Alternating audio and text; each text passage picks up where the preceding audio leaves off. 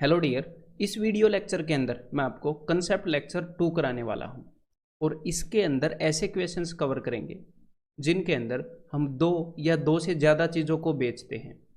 तो कुछ केसेस के अंदर क्या होता है, जो वो चीज़ें हैं उनका कॉस्ट प्राइस सेम होता है, मतलब कि उनको सेम रेट पर खरीदा गया होता है। या कुछ क्वेश्चंस के अंदर क्या होता है कि जिन भी चीज़ों को हम बेचते हैं उनका सेलिंग प्राइस सेम होता है, मतलब कि उनको सेम रेट पर बेचा जाता है। और ये वाला जो कंसेप्ट है ये बिल्कुल ही इजी है, तो आराम से रिलैक्स होकर एक मूवी की तरह इसे देखिएगा, इंजॉय करिएगा। हाँ, अपनी कंसंट्रेशन हाई रखनी पड़ेगी, लेकिन मैं बिल्कुल सटीक जगह पर आपको हिट करने वाला हूँ विजुअलाइजेशन टेक्निक से। तो चलिए आगे बढ़ते हैं। तो सबसे पहले जिस तरह के हम क्वेश्चंस करने वाले हैं वो हम करने वाले हैं कि जब कॉस्ट प्राइस सेम हो, जब कुछ चीज़ों को सेम रेट पर खरीदा गया हो। तो चलिए भाई समझते हैं। तो मान लेते हैं किसी चीज़ को इतने रेट पर खरीदा गया, मतलब ये क्या है, ये है उसका कॉस्ट प्राइस। ये जो चीज़ है ये उसके खरीद मूल्य को रिप्रेजेंट करती है, उसको दर्शा रही है। तो किसी चीज़ को इतने रेट पर खरीदा गया और उस चीज़ के ऊपर और एक और चीज़ है उसको भी इतने ही रेट पर खरीदा गया। क्लियर है? तो दूसरी चीज़ के कॉस्ट प्राइस को ये वाली चीज़ रिप्रेजेंट कर रही है, मतलब कि दोनों का कॉस्ट प्राइस सेम है। क्लियर है? और जो पहली चीज़ है उसके ऊपर कुछ परसेंट हमें फ़ायदा हुआ। मान लो इतना फ़ायदा हुआ जितना ये हरा हरा सर्कल है, तो पहली चीज़ के ऊपर सिर्फ 10% फ़ायदा हुआ हमें। और जो दूसरी चीज़ है जिसको हमने उतने ही रेट पर खरीदा था उसके ऊपर हमें कितना फ़ायदा हुआ, उसके ऊपर हमें 20% फ़ायदा हुआ। तो यहाँ पर कंसेप्ट ये है, देखो कि ऊपर जो हमने फ़ायदा निकाला है, ऊपर ये जो 10% फ़ायदा निकाला है, ये किसका 10% है? ये है इस चीज़ का 10%। और नीचे जो हमने फ़ायदा निकाला है वो किसका 20% है? वो है इसका 20%। तो जिसका हम 10% निकाल रहे हैं और जिसका हम 20% निकाल रहे हैं वो दोनों चीज़ें सेम हैं, एग्जैक्टली सेम है दोनों चीज़ें। उसी चीज़ का 10% और उसी चीज़ का हम 20% निकाल रहे हैं, दोनों की वैल्यू सेम है ना। तो अब मेरी बात को ध्यान से सुनिएगा, बिकॉज यहाँ पर परसेंटेज निकालने का बेस एग्जैक्टली सेम है, बिल्कुल बराबर है। तो हम क्या कर सकते हैं, ये जो भी परसेंटेजेस आ रही हैं उनको डायरेक्टली नॉर्मल नंबर्स की तरह उनका सम भी कर सकते हैं और उनका डिफरेंस भी ले सकते हैं। मतलब हम उनको सबको आपस में ऐड भी कर सकते हैं जब हमें ज़रूरत पड़े, और उनको सब्ट्रैक्ट भी कर सकते हैं, बिकॉज सेम चीज़ का बेस है। क्लियर है? बिकॉज उनकी परसेंटेज का जो बेस है वो एग्जैक्टली सेम है। तो अब मैं आपसे एक क्वेश्चन पूछता हूँ कि मान लो, बिकॉज हम इनको ऐड भी कर सकते हैं, हम इनको सब्ट्रैक्ट भी कर सकते हैं। तो दो चीज़ें हैं जिनको मैंने सेम रेट पर खरीदा, एक को मैंने 10% पर बेच दिया, एक को मैंने 20% पर बेच दिया। तो यहाँ पर ये कंसेप्ट है कि अगर कोई आपसे ये पूछे कि ओवरऑल कितने परसेंट फ़ायदा हुआ ओवरऑल इस पूरी ट्रांजैक्शन में, इस पूरे लेन देन में, दोनों चीज़ों के लेन देन में, आप डायरेक्टली क्या कर सकते हो, आप इनकी एवरेज, आप इनकी औसत निकाल सकते हो। तो इनकी औसत निकालूं, 10 + 20 कितना हो जाएगा, 10 + 20 हो जाएगा 30 डिवाइडेड बाय 2, बिकॉज दो चीज़ें हैं ना।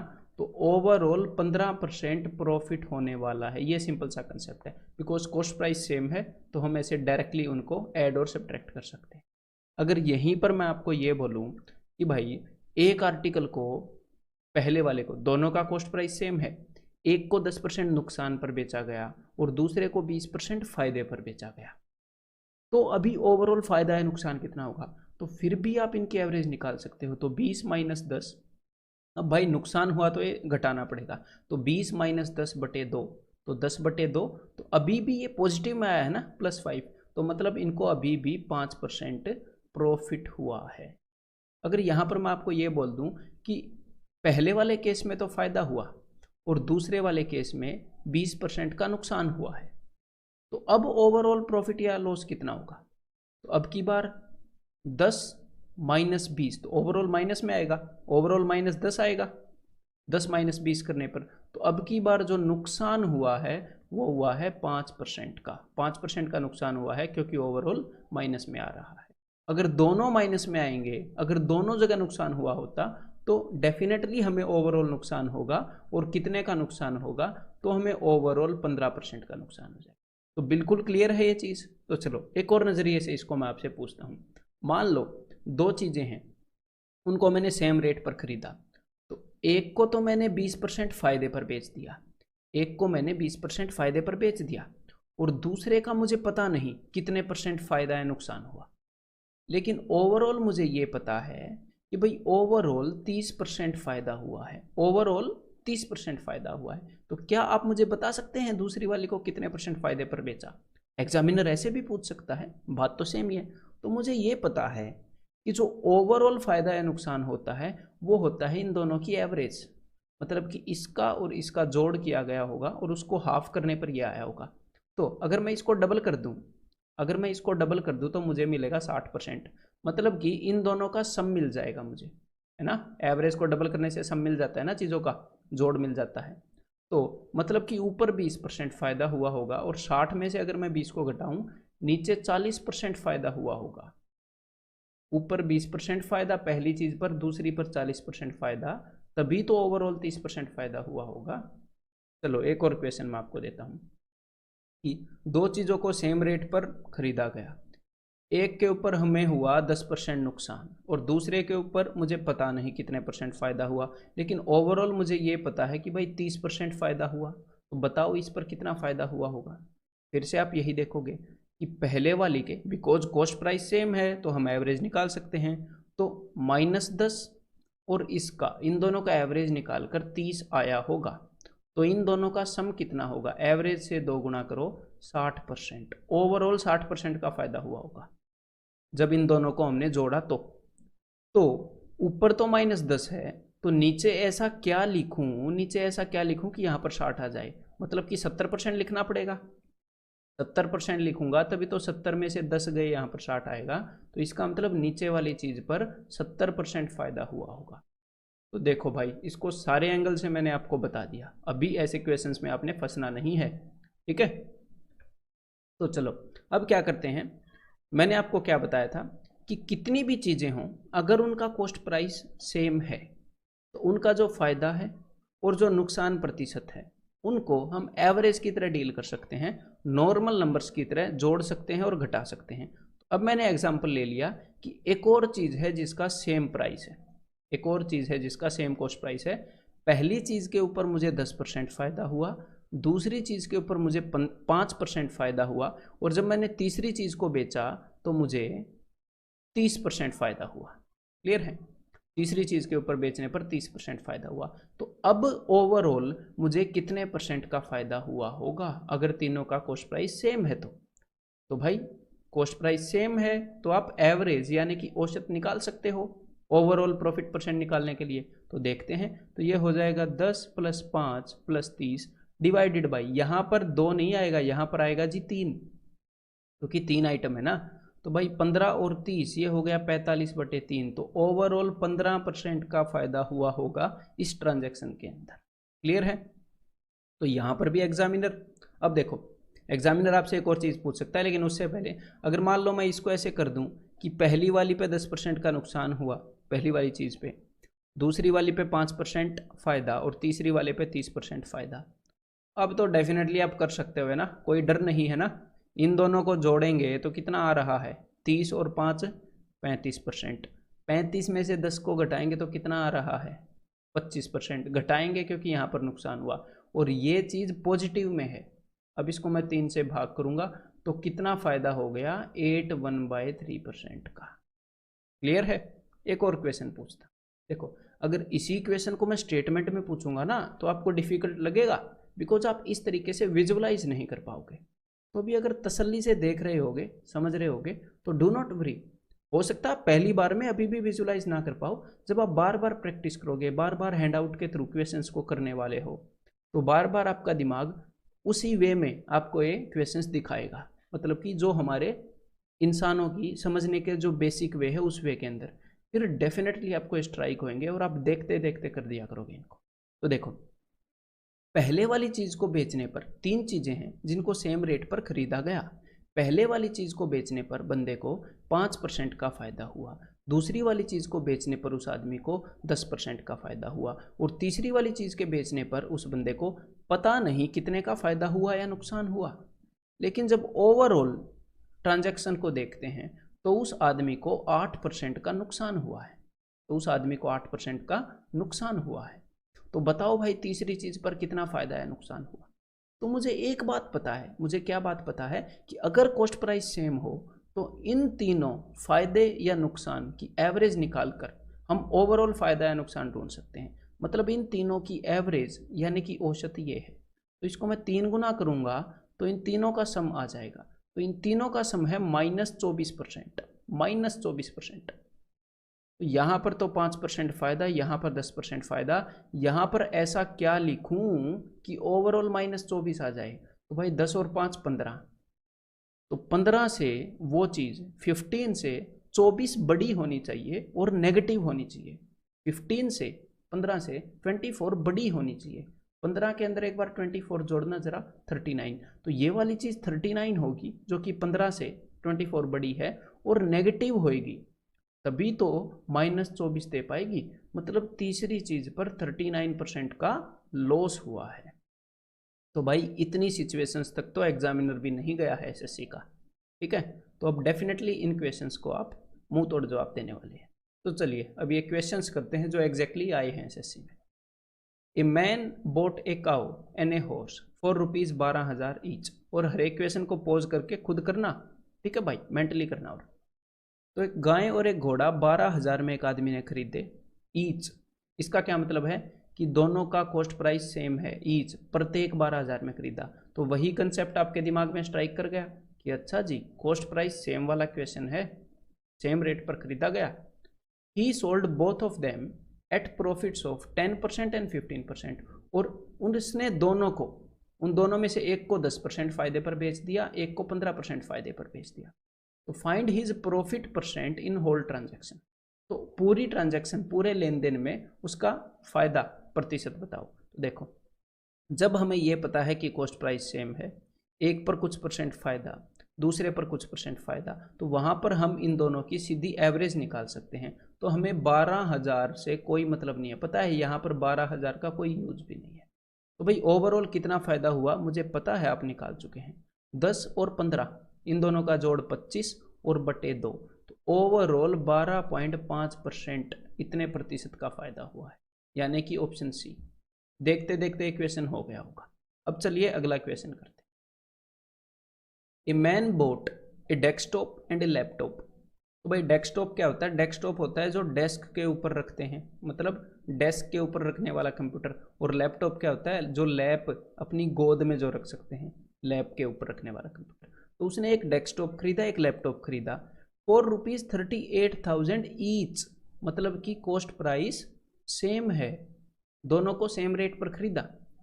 ही sold both of them at profits of 20% and 30%। तो उसने एक को 20% फायदे पर और दूसरे को 30% फायदे पर बेच दिया, ठीक है। और कॉस्ट प्राइस सेम है, तो इस पूरी ट्रांजैक्शन में उसे कितने का प्रॉफिट हुआ होगा? ध्यान रहे, यहां पर जो प्रॉफिट है, मेरी बात को फिर से सुनो, यहां पर जो प्रॉफिट है वो पूरी ट्रांजैक्शन का है, पूरी लेन देन में। यहां पर कई स्टूडेंट मार खा सकते हैं, देखो कैसे मार खा सकते हैं। तो उसको प्रॉफिट हुआ है इन दोनों का एवरेज। ये यहां तक तो आप इजीली पहुंच गए होंगे कि भाई उसको ओवरऑल इस पूरी ट्रांजैक्शन में 25% का फायदा हुआ। अब मैं बार बार पूरी ट्रांजैक्शन क्यों बोल रहा हूं कि ये जितना भी लेन देन है, उस लेन देन का जो कॉस्ट प्राइस है और उस लेन देन का जो सेलिंग प्राइस है, इनके बीच में 25% फायदा हुआ है। तो यहां पर उसने 38,000 में एक लैपटॉप खरीदा है, 38,000 में एक चीज खरीदी है, एक। तो ये जो पूरी ट्रांजैक्शन है, ये जो पूरा लेन देन है, इसका कॉस्ट प्राइस कितना है? मतलब कि ओवरऑल कॉस्ट प्राइस कितना है? 38,000 में एक चीज खरीदी है, तो भाई 76,000 कॉस्ट प्राइस है ओवरऑल ट्रांजैक्शन का, दो चीजें खरीदी है ना। और इससे 25% ज्यादा में बेच दिया, मतलब कि इसका 25% जितना ही बनता है उतना फायदा हुआ। तो हो सकता है कुछ स्टूडेंट 38,000 का 25% निकाल कर और इसको निशान लगा दें, लेकिन ऐसा नहीं है। पूरी ट्रांजैक्शन में 25% फायदा हुआ है, तो ओवरऑल कॉस्ट प्राइस है ये, और 25% फायदे का मतलब होता है 1/4, चौथे हिस्से का फायदा हुआ। तो 76,000 का 1/4 कितना होता है? 19,000। उसको 19,000 रुपये का फायदा हुआ। अब की बार एग्जामिनर ने परसेंटेज पूछा ही नहीं, तो यहां पर आंसर क्या आ जाएगा? ऑप्शन सी, ऑप्शन ए नहीं आएगा। ठीक है, अगर अभी भी समझ नहीं आया तो एक बार फिर से रिवाइंड करो, परफेक्टली समझा रखा है। A man bought an apple, a apple नहीं आता, ये एन एप्पल, बिकॉज यहां पर जो साउंड है वो, चलो ये भी आपका एक बार डाउट क्लियर करूं। यहाँ पर कुछ स्टूडेंट्स के मन में ये डाउट होता है कि यहाँ पर ए लिखा हुआ है, यहाँ पर वोवल लिखा हुआ है। तो देखो, वोवल लिखने से ए या एन नहीं लगाते, ए या एन को डिसाइड नहीं करते, वोवल साउंड से। अब ये वोवल साउंड होता क्या है? देखो, जिस बंदे ने हिंदी सीखी है ना, दुनिया में हिंदी ऐसी लैंग्वेज है जिसने वोवल साउंड्स को अलग से लिख रखा है। वोवल साउंड कौन कौन से होते हैं? ए, आ, ई, ई, ऊ, ऊ, और नीचे क्या है? ए। तो यहाँ पर क्या आया? ए, एन, एप्पल, ए, ये वाला ए आ रहा है, एप्पल। तो जब भी ये वाला साउंड आएगा, या आई, ए, आई, ओ, औ, ये वाले सारे हैं, ठीक है। तो जब भी इनमें से कोई भी आवाज किसी वर्ड के सामने आएगी तो उससे पहले पक्का ए एन, एन लगेगा, इसको बोलते हैं वोवल साउंड। ठीक है, एग्जैक्टली वोवल लिखने से कोई फर्क नहीं पड़ता। ठीक है मेरे भाई, चलिए अब आगे बढ़ते हैं। A man bought an apple, a banana and a guava at the same price. तो उसने सेब खरीदा, केला खरीदा और अमरूद खरीदा सेम रेट पर। ही सोल्ड, मतलब कि कॉस्ट प्राइस सेम वाला कंसेप्ट दिमाग में आ गया ना, कि अच्छा तीन चीजें खरीदी, कॉस्ट प्राइस सेम है, क्रय मूल्य बराबर है तीनों का। He sold those respectively at 12% profit, और उसने तीनों को 12% लाभ, 8% हानि और 17% लाभ पर बेच दिया। तो इस ट्रांजैक्शन के अंदर उसका प्रॉफिट और लॉस बताओ। तो सिंपली इनकी एवरेज निकाल देंगे, है ना। तो देखो भाई, 12% प्रॉफिट और लॉस का मतलब -8 और प्रॉफिट का मतलब +17। तो भाई 12 में से 8 गए 4, और 3 से डिवाइड करूंगा क्योंकि 3 चीजें हैं। अगर 4 चीजें भी आ गई तो अब आपका क्या बिगाड़ लेंगी? 4 चीजें आ गई तो भाई चारों को जोड़कर 4 से डिवाइड कर दोगे। तो 17 और 4 21, 21/3, 7%, 7% का फायदा हुआ है ओवरऑल ट्रांजैक्शन में। ठीक है, मतलब कि जो ओवरऑल कॉस्ट प्राइस था उससे ओवरऑल सेलिंग प्राइस 7% ज्यादा है। अब आगे बढ़ते हैं। The cost price of 2 watches is same, 2 घड़ियों का खरीद मूल्य, क्रय मूल्य बराबर है, मतलब कि सीपी सेम वाला क्वेश्चन आ गया। ठीक है, 1 watch is sold eight 20% profit. एक घड़ी को, तो ये पहली घड़ी है, ये दूसरी घड़ी है, एक घड़ी को 20% फायदे पर बेचा गया। And the other watch is sold for 550, और दूसरी वॉच को, दूसरी घड़ी को 550 रुपये में बेचा गया। ठीक है भाई, कोई प्रॉब्लम नहीं है। If the overall profit in the whole transaction is 15%, और इस पूरे लेन देन में 15% का फायदा हुआ। तो क्या आप मुझे बता सकते हैं इस दूसरी घड़ी में कितने का फायदा हुआ होगा? बता सकते हैं। ओवरऑल 15% का फायदा हुआ, तो मुझे एक बात तो पता है कि पहली वाली घड़ी का फायदा है नुकसान, या दूसरी वाली घड़ी का फायदा है नुकसान। इन दोनों की एवरेज, औसत निकालने पर ये 15 आता है। तो इन दोनों के फायदे या नुकसान का जोड़ कितना होगा? 30%। 30% होगा ना, इन दोनों की एवरेज अगर 15 है तो दोनों के फायदे या नुकसान का जोड़ 30% है। तो 30% में से 20% तो यहाँ पर आ गया, तो 30 में से 20 गया 10, तो बाकी का 10% यहाँ पर आएगा। मतलब दूसरी वाली घड़ी पर 10% का फायदा हुआ है। अब एग्जामिनर ने आपसे क्या पूछा है, देखो, तो प्रत्येक घड़ी का क्रय मूल्य कितना है? तो देखो, दोनों का क्रय मूल्य, दोनों का कॉस्ट प्राइस बराबर है। अगर आप नीचे वाली का कॉस्ट प्राइस निकाल लोगे तो भाई हर एक का ही पता लग गया, ऊपर वाली का भी पता लग गया।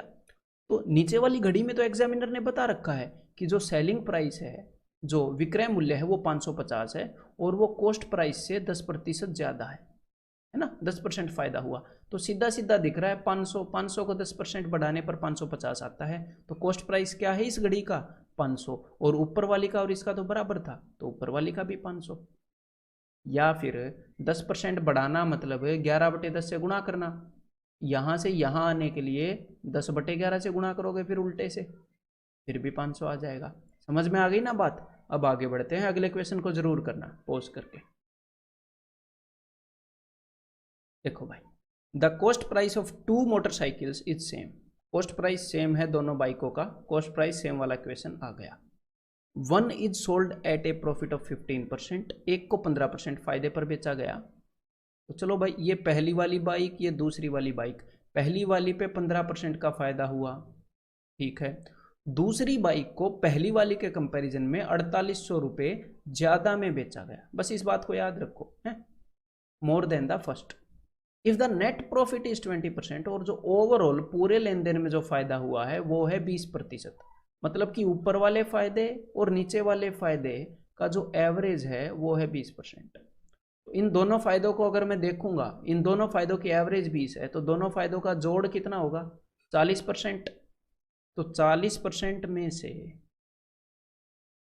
15% तो ऊपर आ गया, तो बाकी का 25, मतलब कि नीचे 25% का फायदा हुआ, नीचे 25% का फायदा हुआ। अब मेरी बात को ध्यान से सुनिएगा, एग्जामिनर ने बोला क्या है, देखो ऊपर वाली चीज को बेचा गया है कॉस्ट प्राइस से 15% ज्यादा में, मतलब कि ऊपर वाली चीज को बेचा गया है कॉस्ट प्राइस जो भी है उसका जितना भी 115% बनता है उतने में, और नीचे वाली चीज को बेचा गया है कॉस्ट प्राइस से 25% ज्यादा में, मतलब कि जितना भी कॉस्ट प्राइस बनता है उससे उसका 125% जो भी है उसमें। एग्जामिनर ने बोल दिया कि नीचे वाली बाइक को 4800 रुपये ज्यादा में बेचा गया, मतलब कि 125% 15% से 125% 15% से 4800 रुपये ज्यादा है। परसेंटेज में कितना ज्यादा है बताना जरा? 10% ज्यादा है। मतलब 10% की वैल्यू 4800 है। किस चीज का 10%? कॉस्ट प्राइस का। ये जो फायदा है ये कॉस्ट प्राइस के परसेंटेज में ही देखते हैं ना। अब आप 15 और 25 को भी देख सकते थे डायरेक्टली, कोई फर्क नहीं है, बस मैं समझाने के लिए इनको यूज कर रहा था। तो कॉस्ट प्राइस का 10% इतना है। अब उसने पूछा क्या है ये देख लेते हैं, find the cost price of each motorcycle. तो कोई नहीं, 10% की वैल्यू इतनी है तो 100% की वैल्यू कितनी हो जाएगी? 48,000। तो यहाँ पर आंसर क्या हो गया? Option A. उसने पूछा है ईच का, प्रत्येक का। क्लियर है? तो प्रत्येक का जो कॉस्ट प्राइस है वो 48,000 होगा। लेकिन यहाँ पर कंफ्यूज होने का एक चांस है, उसको मैं क्लियर कर देता हूँ। ध्यान से सुनो, आपको कहीं ये ना लगे कि ये जो 100% जो कॉस्ट प्राइस है ये ओवरऑल दोनों बाइकों का आया है, ऐसा ना लगे, ठीक है। क्योंकि थोड़ी देर पहले एक क्वेश्चन बताया था, उसके अंदर हो सकता है आपको उससे आप कंफ्यूज कर सकते हो। तो उस कंफ्यूजन को जो अराइज हो सकता है अभी क्लियर करता हूँ, मेरी बात को ध्यान से सुनो। देखो, ओवरऑल प्राइस पर जो फायदा या नुकसान होता है, ओवरऑल पूरी लेन देन का जो फायदा या नुकसान होता है वो है ये वाला। ये जो ओवरऑल फायदा या नुकसान होता है ये क्या होता है? ये दोनों के कॉस्ट प्राइस के जोड़ पर होता है, क्योंकि ये पूरी ट्रांजैक्शन का, पूरे लेन देन का फायदा या नुकसान है। तो ये जो टोटल सीपी है उसके ऊपर कैलकुलेट किया जाता है। लेकिन यहां पर हमने क्या किया है, देखो ऊपर जो चीज थी वो थी कॉस्ट प्राइस का 115%, एक चीज के कॉस्ट प्राइस का 115%। जो ऊपर वाली बाइक है उसके कॉस्ट प्राइस के 115% पर ऊपर वाली बाइक बेच रहे हैं, और नीचे वाली जो बाइक है उसके कॉस्ट प्राइस के 125% पर नीचे वाली बाइक बेच रहे हैं। तो ये सिंपली एक कॉस्ट प्राइस का परसेंटेज है जो आगे आ रहा है। तो ये जो इन दोनों में फर्क आया है 10% ऑफ कॉस्ट प्राइस, वो सिंपली एक बाइक के कॉस्ट प्राइस का 10% है। इसी कारण जो ये 48,000 है ये एक बाइक का कॉस्ट प्राइस है। अगर दोनों का पूछता तो आप क्या बोलते? तो आप बोलते 48 इंटू 2 96,000। ठीक है, अब आगे बढ़ते हैं। तो अब हम जो क्वेश्चंस करने वाले हैं वो इस तरह के क्वेश्चन होंगे कि जब दो चीज़ों को खरीद कर बेचा गया तो उनको सेम रेट पर बेच दिया, उनका जो सेलिंग प्राइस है, उनका जो विक्रय मूल्य है वो सेम है, ठीक है। तो इनके अंदर सबसे पहले मैं एक टाइप के क्वेश्चन करना चाहूँगा जो कि 95% ऑफ द टाइम वही पूछे जाते हैं। क्या पूछा जाता है? देखो कि मान लो दो चीज़ों को खरीद कर इस रेट पर बेचा गया है, दो चीज़ों को खरीद कर इतने रेट पर इस एसपी पर बेचा गया है, और एक चीज़ को बेचने पर 10% फायदा हुआ था और दूसरी चीज़ को बेचने पर 10% का नुकसान हुआ, ठीक है। तो ज़्यादातर जो क्वेश्चन हैं उनके अंदर क्या होता है, उनके अंदर ये जो प्रॉफिट और लॉस, मतलब ज़्यादातर 95% जो सेलिंग प्राइस सेम वाले क्वेश्चन हैं उनके अंदर जो प्रॉफिट की परसेंटेज है और जो लॉस की परसेंटेज है वो भी सेम ही रहती है। लेकिन आपके दिमाग में ये भी आ सकता है कि इनकी जो परसेंटेज है वो अलग हो, तो टेंशन ना लो, उसको भी मैं कवर करने वाला है। तो एक बार इसको देख लेते हैं कि तो यहाँ पर क्या चल रहा है कि दो चीज़ों को खरीद कर बेचा गया, तो दोनों को सेम रेट पर बेचा गया। एक चीज़ पर अगर 10% फ़ायदा हुआ है और दूसरी चीज़ को बेचने में 10% नुकसान हुआ है, तो ओवरऑल कितने परसेंट फ़ायदा या नुकसान हुआ है, ये क्वेश्चन है। तो देखो, ये सेलिंग प्राइस है दोनों चीज़ों का, तो मैंने मान लिया कि पहली चीज़ के ऊपर 10% फ़ायदा हुआ है, तो ये पहली चीज़ है और इसके ऊपर 10% फ़ायदा हुआ है, तो पहली चीज़ का कॉस्ट प्राइस ये है, और जो दूसरी चीज़ है वो ये है, तो इसके ऊपर 10% का नुकसान हुआ है, तो दूसरी चीज़ का कॉस्ट प्राइस ये है। ठीक है, यहाँ पर 10% का फ़ायदा हुआ है बेचने पर, यहाँ पर 10% का नुकसान हुआ है। तो हम इनको थ्योरेटिकली प्रूव कर सकते हैं, जो भी मैं आपको रिजल्ट बता रहा हूँ वो रिजल्ट प्रूव कर सकते हैं, लेकिन वो रिजल्ट प्रूव करने की कोई भी ज़रूरत नहीं है, वो यूजलेस होगा, बिकॉज उसका कोई यूज़ ही नहीं है, और जिसका भी यूज़ है वो डेफिनेटली मैं आपको बताता हूँ। तो यहाँ पर आपको क्या चीज़ याद रखनी है, अब मेरी बात को ध्यान से सुनिएगा, काफ़ी यूजफुल बात बता रहा हूँ, कि जब दो चीज़ों को सेम रेट पर बेचा जाए, मतलब कि सेलिंग प्राइस सेम हो, और एक चीज़ को बेचने पर जितना फ़ायदा है उतना ही दूसरी चीज़ को बेचने पर नुकसान है, तो हमेशा नुकसान ही होगा, हमेशा हानि होगी। There will always be a loss, और कितने परसेंट का लॉस होगा, A²/100% का लॉस। यहाँ पर ए की वैल्यू क्या है, जो भी प्रॉफिट और लॉस, बिकॉज प्रॉफिट और लॉस सेम बोल रहा हूँ ना मैं, प्रॉफिट और लॉस की जो भी वैल्यू है वो है ए। तो अगर एक चीज़ पर 10% का फायदा और दूसरी चीज़ पर 10% का नुकसान, तो ओवरऑल कितने परसेंट का नुकसान, हमेशा नुकसान होगा, 10 × 10/100, तो 1% का नुकसान होगा इस ट्रांजैक्शन के। क्लियर है मेरे भाई? और इस फॉर्मूले को इससे कंफ्यूज मत करना, जो हमारे परसेंटेज के इफेक्ट्स को कंबाइन करने वाला फॉर्मूला है, उससे कंफ्यूज मत करना। और क्यों नहीं कंफ्यूज करना, उसके लिए एक छोटी सी बात और बता दूं, जब हम परसेंटेज कंबाइन कर रहे होते हैं, तो डायरेक्शन, जो परसेंटेज चेंज की डायरेक्शन है वो एक ही होती है, यहाँ पर ये डायरेक्शन उल्टी है, तो प्लीज़ उससे कंफ्यूज मत करना। कई बार स्टूडेंट उससे कंफ्यूज कर देते हैं, क्योंकि अगर वो यहाँ पर ए रखेंगे कि ए, फिर -a, फिर -a × A/100, फिर बोलेंगे सर यहीं से तो आया है, यहाँ से नहीं आया है, ये वाला, इसका कंसेप्ट अलग है, पर कुल मिलाकर रिजल्ट मिल गया, बस बराबर हो गया। ठीक है, तो चलिए ये कन्फ्यूजन भी दूर हो गया। तो अब आपने क्या ध्यान रखना है, फिर से 2-3 क्वेश्चन देता हूँ ताकि आप इसमें एक्सपर्ट हो जाओ, कि भाई दो चीज़ों को सेम रेट पर बेचा गया, एक को बेचने पर 20% फ़ायदा हुआ, सेम रेट पर बेचा गया तो, और दूसरे पर 20% नुकसान हुआ, तो ओवरऑल कितने परसेंट फ़ायदा है, नुकसान हुआ होगा, तो ओवरऑल पक्का नुकसान होगा ऐसी सिचुएशन के अंदर, और इस सिचुएशन के अंदर ओवरऑल 4% का नुकसान होगा। अगर यहीं पर मैं बोलूं दो चीज़ों को सेम रेट पर बेचा गया, तो एक चीज़ में 40% का फ़ायदा हुआ है उतने में बेचने पर, दूसरी चीज़ में 40% का नुकसान हुआ है, तो आपके दिमाग को सीधा सीधा बोलना चाहिए कि ओवरऑल 16% का नुकसान ही होगा। 16% कैसे आया, 40 × 40/100। क्लियर है, ये बात दिमाग में बैठ गई है। अब क्वेश्चन करते हैं। देखो भाई, ए मैन सोल्ड 1 एल्टो, एक बंदे ने एक तो एल्टो और एक फरारी, दोनों गाड़ियों को सेम रेट पर बेच दिया। ठीक है, तो भाई चलो कमाल की डील की है बंदे ने। ऑन वन ही लॉस्ट 30%, तो मतलब कि सेलिंग प्राइस सेम है। ए मैन सोल्ड मतलब कि बेचा, मतलब कि सेलिंग प्राइस सेम है, विक्रय मूल्य सेम है, सेम रेट पर बेच दिया। एक पर उसको 30% का नुकसान हुआ, okay, and on other he gained 30%, और दूसरे पर उसको 30% का फायदा हुआ। तो भाई ऐसी सिचुएशन में तो हमेशा लॉस ही होता है, और कितने का लॉस होता है, 30 × 30/100, मतलब कि कुल मिलाकर उसको इस सिचुएशन के अंदर कितने परसेंट का लॉस हो गया, ओवरऑल जो ट्रांजैक्शन है उसमें 9% का नुकसान हो गया। ठीक है, ये क्वेश्चन करो जरा। A dealer sold 2 types of goods, दो तरह की वस्तु, दो तरह का सामान एक डीलर ने बेच दिया, और 10,000 रुपये ईच में बेच दिया। ठीक है, हर एक को 10,000 रुपये में बेचा, मतलब कि सेलिंग प्राइस सेम है। ठीक है, ऑन वन ऑफ देम, एक पर उसे 20% का नुकसान हुआ और दूसरे पर उसे 20% का फायदा हुआ। ये तो वही सिचुएशन होगी, सेलिंग प्राइस सेम है और एक पर जितना फायदा उतना ही दूसरे पर नुकसान, तो हमेशा नुकसान होगा, और कितने परसेंट का नुकसान होगा, A × A/100, तो यहाँ पर उसको 4% का नुकसान हुआ, तो हमें ये 10,000 यूज करने की ज़रूरत ही नहीं है, हमें पता है कि कितने % नुकसान होगा अगर ऐसी सिचुएशन हो, चाहे 10,000 में बेचा हो चाहे 10 करोड़ में बेचा हो। क्लियर है? अब आगे बढ़ते हैं। ए मैन सोल्ड 2 पाइप्स, और मैं उम्मीद करता हूं कि सारे क्वेश्चंस को आप इस वीडियो को पॉज करके सॉल्व कर रहे होंगे। ठीक है।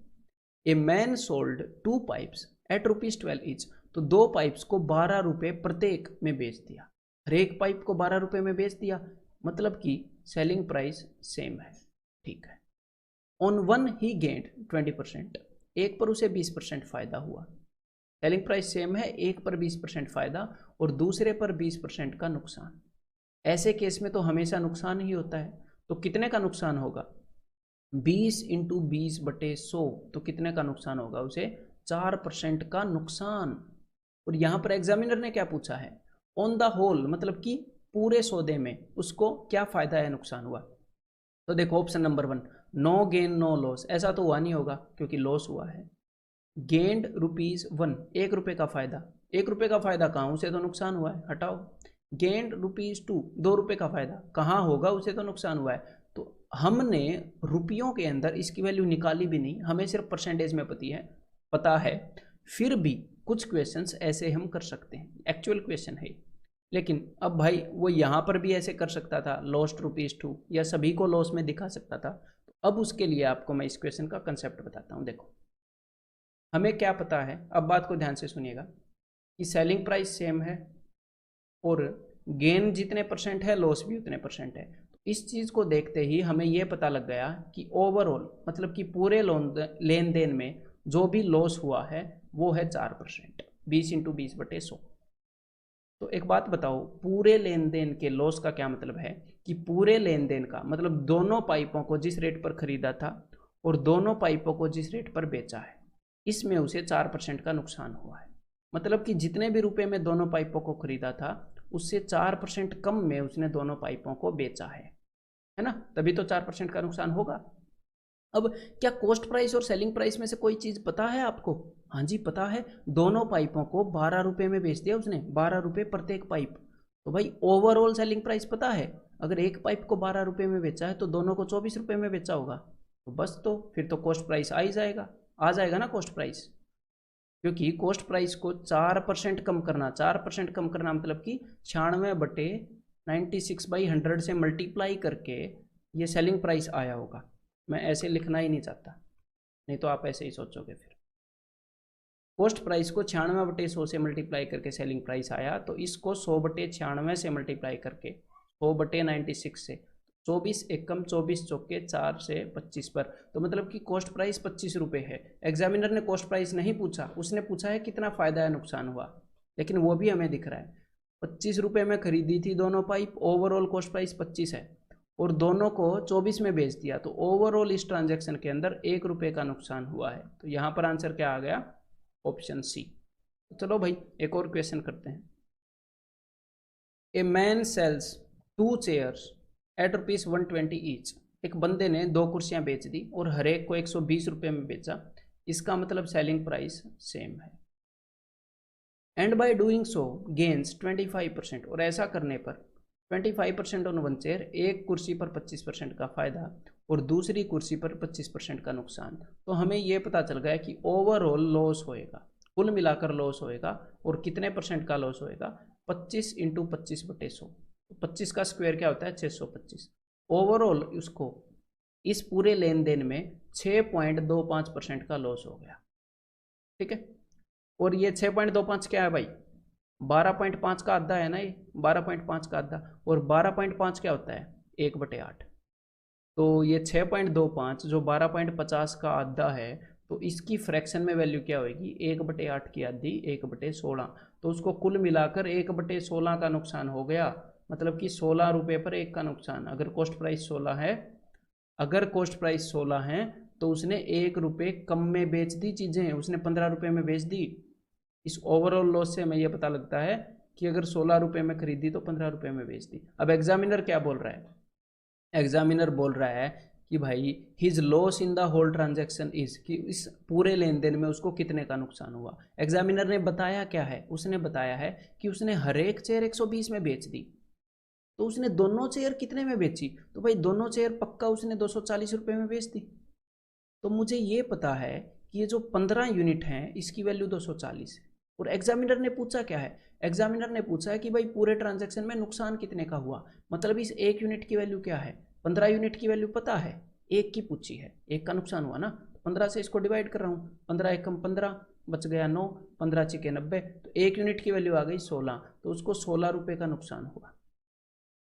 अगर वो आपसे ये पूछ लेता कि कितने में खरीदा, तो 16 यूनिट की वैल्यू कितनी है कि ओवरऑल कॉस्ट प्राइस कितना है, तो आप बता देते 256 रुपये में खरीदा। ठीक है, चलो आगे बढ़ते हैं। By selling 2 articles each at same price, 2 article को एक रेट पर बेच दिया, मतलब सेलिंग प्राइस सेम वाला क्वेश्चन है। One at a profit of 30%, other at a loss of 30%, एक को 30% फायदे पर, एक को 30% नुकसान पर, मतलब कि ओवरऑल नुकसान ही हुआ है 9% का, 30 into 30/100। A merchant got ₹450 loss, 450 रुपये का लॉस हुआ है। तो कुल मिलाकर ये देखो कि अगर कॉस्ट प्राइस 100 रुपये है तो सेलिंग प्राइस 91 रुपये है। अगर कॉस्ट प्राइस 100 रुपये है तो उसने 91 रुपये में बेच दिया। ओवरऑल जो लेन देन हुआ है मैं उसकी बात कर रहा हूँ। ठीक है, और यहां पर हमें पता है कि 9 रुपये का नुकसान हुआ है, 9 यूनिट का नुकसान हुआ है, और ये 9 यूनिट किस चीज़ के बराबर है, ये बराबर है 450 के। 9 यूनिट, 9 का जो नुकसान हुआ वो 450 के बराबर है। तो एक की वैल्यू कितनी होगी, तो एक की वैल्यू होगी 450/9, 50 रुपये, है ना, एक यूनिट की वैल्यू। अब उसने जो भी पूछा वो बता देंगे। What is the selling price of each article, हर एक आर्टिकल का सेलिंग प्राइस कितना है। अब मेरी बात को ध्यान से सुनिएगा, ये जो सेलिंग प्राइस है ये कितना है, ये ओवरऑल सेलिंग प्राइस है पूरी ट्रांजैक्शन का, पूरी। यहां पर ये जो लेन देन है, ये जो नुकसान हुआ है, ये ओवरऑल नुकसान है ना 9% का, तो यहां पर जो लिखी जा रही है वो पूरी ट्रांजैक्शन है। अगर ये जो पूरी ट्रांजैक्शन है दोनों आर्टिकल्स का, तो दोनों आर्टिकल को अगर 100 रुपये में खरीदा है तो दोनों आर्टिकल को 91 में बेचा है। तो यहां पर भी कई स्टूडेंट गलती कर सकते हैं। एक की वैल्यू 50 आ गई, तो 91 की वैल्यू 91 इंटू 50 ये आएगी। तो एक बार इसको सोल्व कर लेते हैं, 5 एकम 5, 5 में 45, 4550। तो यहाँ पर हमने 4550 नहीं लगाना है, अगर ये हो भी तो, यहाँ पर तो नहीं है। तो ये बिकॉज दोनों आर्टिकल का सेलिंग प्राइस है, तो एक आर्टिकल का सेलिंग प्राइस क्या होगा, तो डिवाइडेड बाय 2, क्योंकि दोनों का सेलिंग प्राइस बराबर है। तो कितना हो जाएगा भाई, तो देखो 4400 का आधा तो मुझे पता है, मेरे दिमाग में मैं इसको कैसे देख रहा हूँ, 4400 प्लस 150, तो 4400 का आधा तो मुझे पता है 2200, और 150 का आधा है 75, तो 2275, ऑप्शन सी। क्लियर है, उम्मीद करता हूँ कि मज़ा आ रहा होगा, अगर आप लर्निंग को अच्छे से एंजॉय कर रहे होंगे, अच्छे तरीके में पॉज करके खुद सॉल्व करके। ठीक है, अब हम अगली तरह के क्वेश्चन करने वाले हैं। अब तक हमने जितने भी क्वेश्चन किए उनके अंदर क्या था कि भाई सेलिंग प्राइस सेम था, लेकिन जो प्रॉफिट परसेंट है वो भी सेम है, और जो लॉस परसेंट है वो भी सेम है। तो ज़रूरी नहीं है कि प्रॉफिट परसेंट और लॉस परसेंट एग्जामिनर सेम देगा, कभी कभी काफ़ी रेयर केसेस में, लेकिन अलग भी दे सकता है। तो एक बार इस चीज़ को देख लेते हैं। मान लो दो चीज़ों को मैंने इस रेट पर बेचा, ये उन दोनों चीज़ों का सेलिंग प्राइस है, और एक चीज़ को बेचकर मुझे 10% का फ़ायदा हुआ।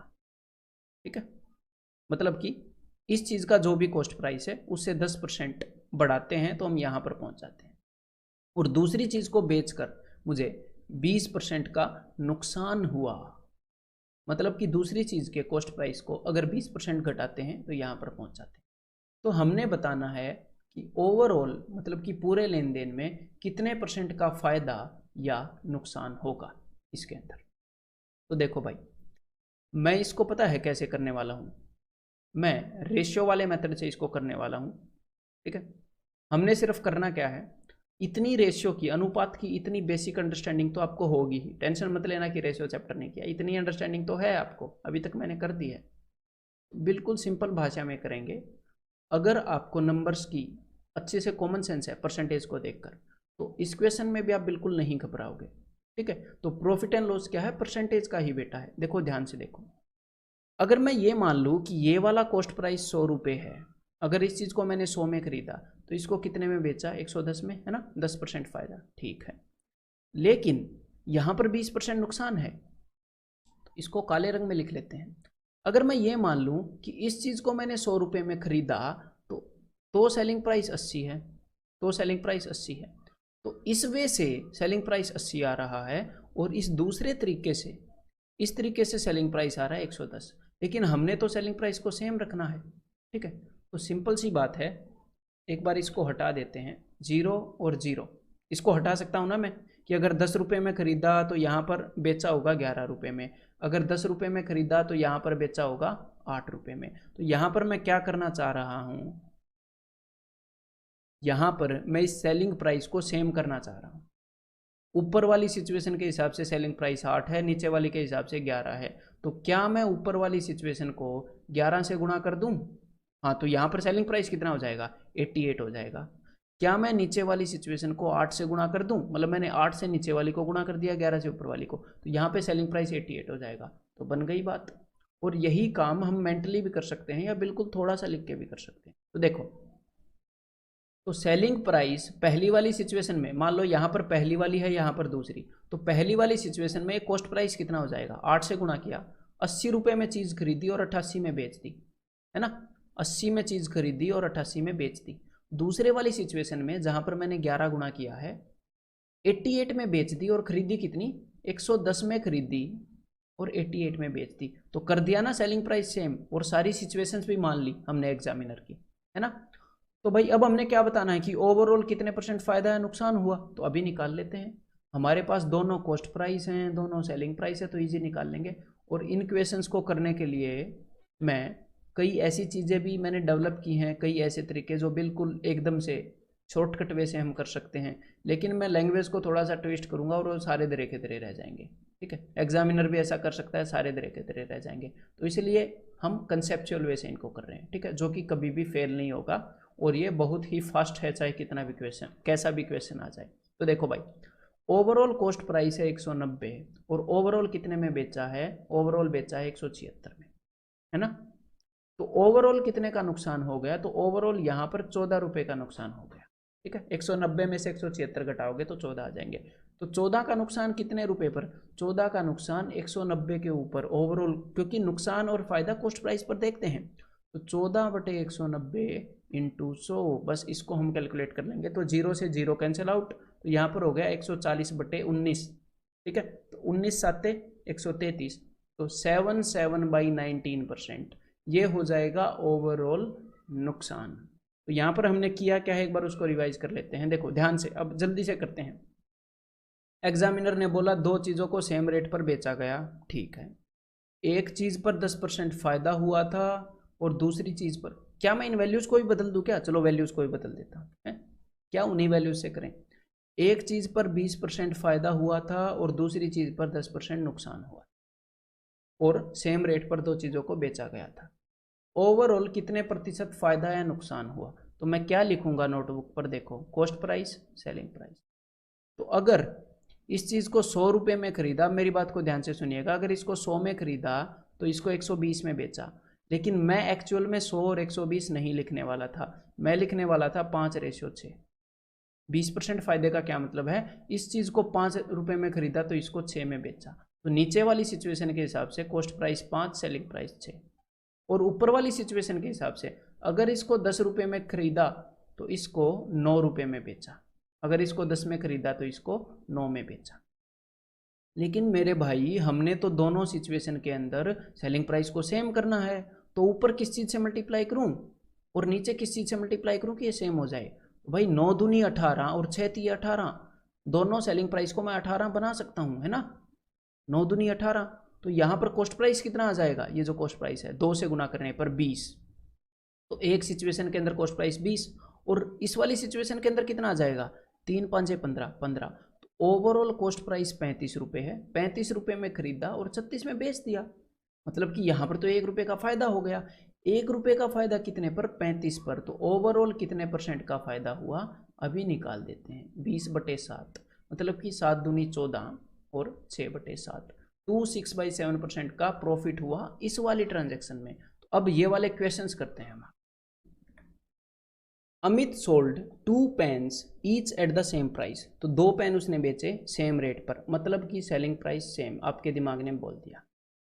1 at a profit of 20%, at a profit of 20%, and the other at a loss of 30%। तो देखो भाई, दो सिचुएशन है, पहली और दूसरी, ठीक है। और हमें ये पता है कि सेलिंग प्राइस सेम है, लेकिन जो प्रॉफिट परसेंट है और जो लॉस परसेंट है वो अलग अलग है, ठीक है। प्रॉफिट परसेंट और लॉस परसेंट अलग अलग है, तो मुझे ऐसे करके करना पड़ेगा। तो पहले वाले केस में जब उसको फायदा हुआ है, अगर उसने 100 रुपये की चीज़ खरीदी है तो उसने 120 की बेची है 20% के फायदे पर। और ये चीज़ मेरे को डायरेक्टली दिख रही है कि 5:6, और आपको भी दिख रही होगी अब तक कि अगर उसने 5 रुपये में खरीदी तो 6 में बेच दी। पहले वाली सिचुएशन क्लियर। दूसरी सिचुएशन देखो, और दूसरे पेन को उसने 30% नुकसान पर बेच दिया। मतलब अगर 100 में खरीदा तो 70 में बेच दिया, मतलब अगर 10 में खरीदा तो 7 में बेच दिया। लेकिन एग्जामिनर बोल रहा है कि भाई सेलिंग प्राइस सेम है, हमने तो अलग अलग ले लिया। तो भाई अब क्या करें, ऊपर वाले को 7 से मल्टीप्लाई कर दो, नीचे वाले को 6 से मल्टीप्लाई कर दो, तो सेलिंग प्राइस 42 आ जाएगा। दोनों जगह आ जाएगा कि नहीं। ऊपर 7 से मल्टीप्लाई करूंगा तो 7 6 42, और 7 से इसको भी कर दो, 7 5 35। नीचे 6 से मल्टीप्लाई कर रहा हूँ, 6 7 42 और 6 दही 60, 6 10 60। तो यहाँ पर हमने सेलिंग प्राइस को सेम कर दिया, बस अभी तो कुछ पंगा ही नहीं है। ओवरऑल सेलिंग प्राइस कितना है 84। ओवरऑल कितने में खरीदा चीज़ों को, ओवरऑल 95 में खरीदा। तो भाई कितने का नुकसान हो गया यहाँ पर, तो भाई यहाँ पर नुकसान हो गया है 11 रुपये का। कितने का नुकसान हो गया, 11 रुपये कम में बेच दिया। तो 11 रुपये का नुकसान 95 पर, तो कितने का नुकसान हो जाएगा ये, आप इसको सोल्व कर लीजिए। 5 से ये 19 पर जाएगा, 5 से 20 पर जाएगा, तो भाई 220/19, 19 से कम 19, 19 से कम 19, 11 11/19%। तो यहाँ पर आंसर क्या आ जाएगा, ऑप्शन ए। क्लियर है। यहाँ पर आप इसको अप्रोक्सीमेट भी कर सकते थे। अप्रोक्सीमेट कैसे कर सकते थे, हमने यही देखना है ना कि 11 का नुकसान हुआ है 95 पर, तो कि भाई 11 कितने प्रतिशत है 95 का, कितने प्रतिशत नुकसान हो गया। तो भाई 95 का 10% 9.5 है। तो अगर 10% 9.5 है, तो 11 जो है वो 9.5 से थोड़ा सा बड़ा है, तो 10% से थोड़ा सा बड़ा प्रतिशत होगा ना ये। यहाँ पर एक ही ऑप्शन है जो इससे ज़रा सा बड़ा है, तो आंसर क्या आ जाएगा, ऑप्शन ए। अब ये क्वेश्चन ट्राई करो भाई ज़रा, अब ये क्वेश्चन आपको निकाल देना है। Arvind sold 2 mobiles each at the same price. तो मतलब कि भाई सेलिंग प्राइस सेम है, 2 मोबाइल सेम रेट पर बेच दिए। एक पर उसको 20% फायदा हुआ and the other at a loss of 30%, और दूसरे पर 30% नुकसान हुआ। अभी जल्दी से करता हूँ देखो। अब यहाँ पर एक्चुअल में हमें 1 और 2 लिखने की भी ज़रूरत नहीं है। ये जो मैं अच्छा सा पैटर्न बना रहा हूँ, एग्जाम में बनाने की जरूरत नहीं है, धीरे धीरे आप भी इसकी आदत छोड़ दोगे, ठीक है। मिनिमम लिखते हैं हम, ये समझाने के लिए लिख रहा हूँ आपको। तो देखो, पहले पर 20% फायदा, मतलब 100 में खरीदा तो 120 में बेचा, मतलब 5 में खरीदा तो 6 में बेचा, 100 और 120 का अनुपात। दूसरे पर उसको 30% फायदा, तो देखो यहाँ पर 20% फायदा और 30% फायदा, यहाँ पर नुकसान नहीं हुआ, दोनों फायदे हुए। तो चाहे एक फायदा एक नुकसान हो जाए, या दोनों फायदे हो जाएं, या दोनों नुकसान हो जाए, आपको कोई फर्क नहीं पड़ने वाला इस तरीके से, ठीक है। उसी वे से करेंगे। तो दूसरे पर अगर 100 रुपये में चीज़ ली है तो 130 में बेची है, 100 रुपये में ली है तो 130 में बेची है, मतलब 10 रुपये में ली है तो 13 रुपये में बेची है। 10 और 13, तो ऊपर वाले को मैं 13 से गुणा करूंगा, नीचे वाले को 6 से, और अपने सेलिंग प्राइस को कर लूंगा सेम। 13 6 78, और 13 से अगर इसको गुणा करूंगा तो 13 5 65। नीचे वाले को मैं कर रहा हूँ 6 से गुणा, तो 6 × 13 78, और 6 से अगर 10 को गुणा करूंगा तो 60। तो चलो भाई इसको मिटा देते हैं अभी। अब हमें क्या बताना है कि ओवरऑल कितना फायदा या नुकसान हुआ। तो ओवरऑल जो कॉस्ट प्राइस है वो कितना है, ओवरऑल कॉस्ट प्राइस है जी 125, और ओवरऑल कितना सेलिंग प्राइस है, कितने में बेची, 140 और 16 156। तो यहाँ पर हमें हुआ है भाई साहब फायदा। कितने रुपए का फायदा हुआ है, 125 से 150 तक जाते तो 25 रुपये का फायदा आता, ये 6 और आगे निकल गया तो 25 और 6 31 रुपये का फायदा हुआ है। 31 रुपये का फायदा कितने पर, 125 पर, तो कितने परसेंट हो गया देख लेते हैं एक बार। तो भाई 25 चौके 25 पांजे, ठीक है, 4 एकम 4, 4 तिये 12, 124/5। तो 120 सीधा सीधा 24 पर कटता है, 24 पंजे 120, तो 24 4/5, मतलब कि 24.8% का फायदा हो गया इस वाली ट्रांजैक्शन में। अब अगला जो क्वेश्चन है उसमें दोनों नुकसान हुए हैं लेकिन सेलिंग प्राइस सेम है, उसको भी एक बार इसी वे से ट्राई करना चला। ठीक है, तो देखो, ए man sold 2 cycles for ₹500 each. एक बंदे ने क्या किया, 2 साइकिल बेच दी 500 रुपये की हर एक, मतलब कि भाई सेलिंग प्राइस सेम है, सेम रेट में बेच दी। एक पर उसे 20% नुकसान हुआ और दूसरी पे उसे 12% नुकसान हुआ। How much does he gain और lose in the whole transaction. बस भाई सेलिंग प्राइस सेम है तो हम सेलिंग प्राइस सेम कर देंगे, दिक्कत ही क्या है। तो लिख लेते हैं एक बार कॉस्ट प्राइस और सेलिंग प्राइस। तो पहली पर 20% नुकसान हुआ, मतलब 100 में खरीदी और 80 में बेच दी, तो इनका रेशियो पता है ना, 5 और 4, मतलब कि 5 में खरीदी और 4 में बेच दी, 20% नुकसान हो गया। और दूसरी वाली जो है ही लॉस्ट 12%, 12% का नुकसान, मतलब 100 में खरीदी और भाई 88 में बेच दी, 100 में खरीद कर 88 में बेच दी। तो यहाँ पर मैं इसको 100 और 88 ही रखना चाह रहा हूँ। 100 और 88 क्यों रखना चाह रहा हूँ, क्योंकि मेरे को सीधा सीधा दिख गया कि ऊपर ये जो 5 और 4 है, इस 4 को 22 गुना करने पर, 4 को 22 से मल्टीप्लाई करने पर 88 आ जाएगा। तो मैं इसको बिना वजह क्यों काटूँ जब मेरे को ईजी तरीका मिल रहा है इसको 22 गुना करने पर। तो ऊपर वाली पूरी सिचुएशन को मैं 22 गुना कर देता हूँ। ठीक है, तो 22 से इसको मल्टीप्लाई करेंगे तो ये क्या आ जाएगा, ये आ जाएगा 88। ठीक है, तो ये आ गया जी 88, और 22 से 5 को करेंगे तो 110। तो भाई दोनों कॉस्ट प्राइस पता चल गई, दोनों सेलिंग प्राइस एक बार निकाल लेते हैं। 210 में दोनों चीज़ें खरीदी और कितने में बेची, 160 और 16 176 में बेची। तो भाई नुकसान करवा लिया, यहाँ पर कितने रुपए का नुकसान करवा लिया, 34 रुपीज़ का नुकसान हो गया। कितने पर, 210 पर। तो देख लेते हैं कितने का नुकसान हुआ, 34/210। तो अब हम यहाँ पर वो भी कर सकते हैं, अप्रोक्सीमेशन भी कर सकते हैं। तो एक बार ट्राई कर लेते हैं कि अप्रोक्सीमेशन होगी कि नहीं। तो भाई इसका 10% है, इसका 10% है 21। ठीक है, 21 के डबल से ये थोड़ा सा कम है। इसका 20% है जी 42, 20% 42 है। तो 42 से ये कितना कम है, 42 से 8 कम है। तो मेरी बात ध्यान से सुनो, 21 और 8 में कोई रिलेशन आपको दिख रहा है? अगर 21 को मैं 3 से गुणा करूँ, 21 को अगर मैं 3 से भाग करूँ तो 7 आ जाता है। अगर 21 की वैल्यू 10% है तो 7 की वैल्यू क्या होगी, 3%, 3% के लगभग। 8 की वैल्यू भी 3% के लगभग होगी। तो भाई इसमें से अगर मैं 8 घटाऊंगा तो 20 में से 3% घटा दो, 17 के लगभग होगा। ऐसे आप अप्रोक्सीमेशन भी कर सकते हो। लेकिन यहाँ पर जो ऑप्शंस हैं 17%, 17.22, 16.19, 18 करीब करीब से हैं, तो इस टाइप के क्वेश्चन में अप्रोक्सीमेशन नहीं चलने वाली। ठीक है, तो इसको उसी वे से करना पड़ेगा। कर लेते हैं भाई। 34 का नुकसान 210 पर, तो 0 से 0 कैंसिल आउट हो गई। ठीक है, तो इसका क्या मतलब अब आगे कि 340/21। तो इसको सॉल्व कर लेते हैं। 21 से कम 21, तो यहाँ पर बच जाएगा भाई 13, 130। तो 21 छिक्के 126 और आगे बच गया 4/21, तो 16 पॉइंट समथिंग। तो कितने का नुकसान हुआ, कितने का नुकसान हुआ है, 16.19%, ऑप्शन सी। क्लियर है, आगे बढ़ते हैं। तो भाई अब कंसेप्ट लेक्चर 2 हमने कर लिया है, अब हम इसके आगे करने वाले हैं कंसेप्ट लेक्चर 3।